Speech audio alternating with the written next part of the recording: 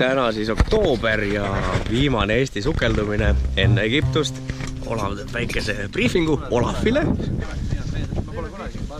Ja viimane sukeldumine Rummus. Järgmine sukeldumine Sarno Seigis.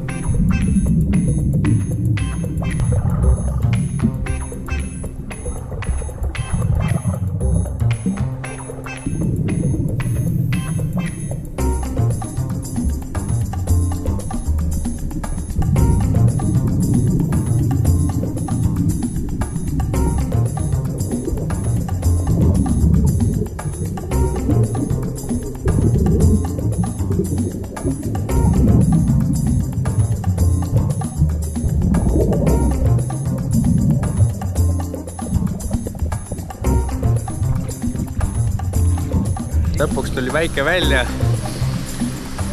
ja sellesama päikese all kohtume siis Sharm el Sheikhis, Hurghadas. Sinai Star ootab teid.